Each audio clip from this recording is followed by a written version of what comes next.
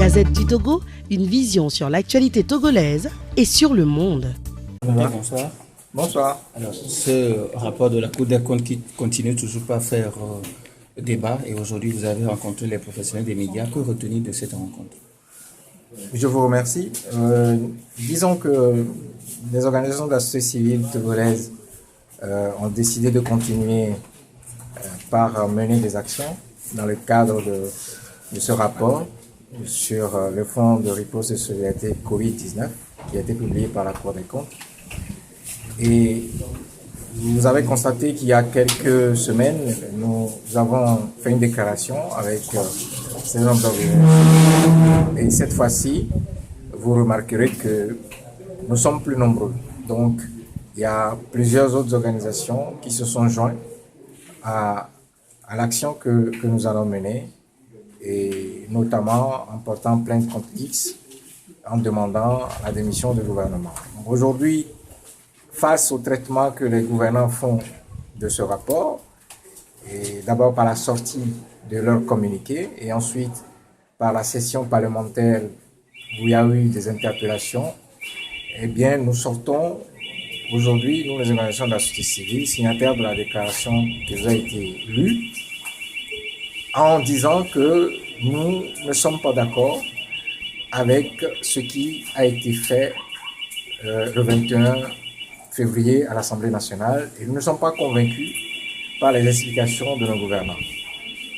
Donc aujourd'hui, nous avons décidé de continuer les actions et nous prévoyons le 1er avril 2023 organiser un meeting d'information pour faire adhérer nos populations aux actions que nous allons mener dans le cadre de ce que nous appelons les crimes, les malversations financières et économiques qui ont été décrites dans le rapport de la Cour.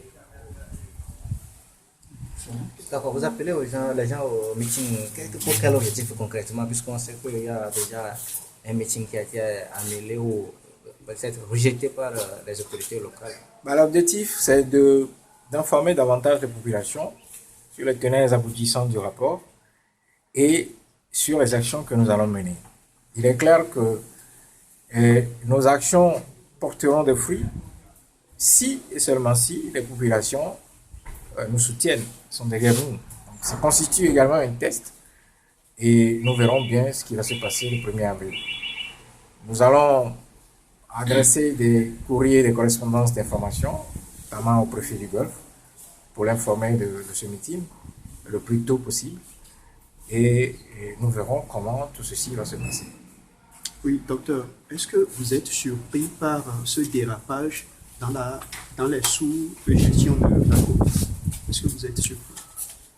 Vous dire que j'ai été surpris, non, puisque ça fait des années, des décennies que nous voyons dans les analyses que nous menons dans les documents du Togo qu'il y a tout le temps des détournements de fonds publics.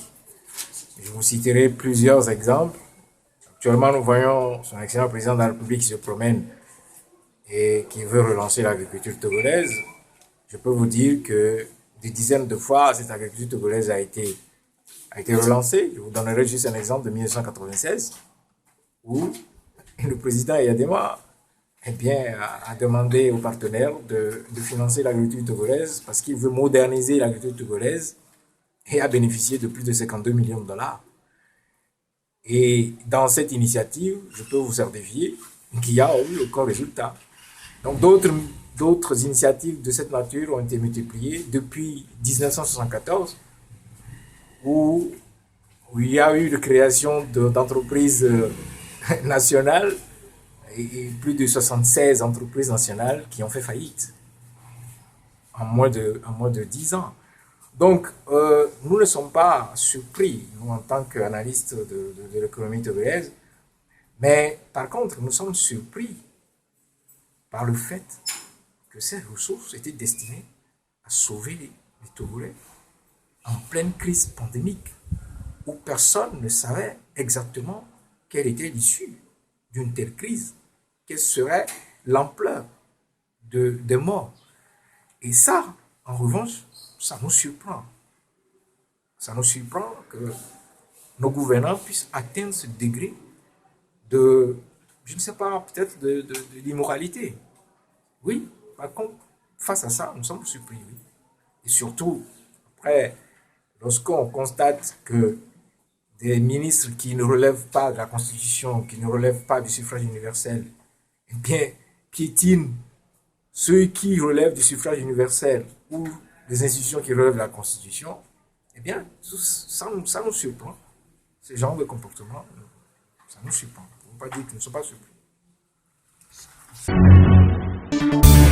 La Gazette du Togo, une vision sur l'actualité togolaise et sur le monde. Rejoignez-nous sur le www.lagazettedutogo.com ou sur nos comptes Facebook, Twitter et YouTube. Pour tout contact, écrivez à contact@lagazettedutogo.com ou appelez le 92 80 88 53. La Gazette du Togo, c'est l'information en continu.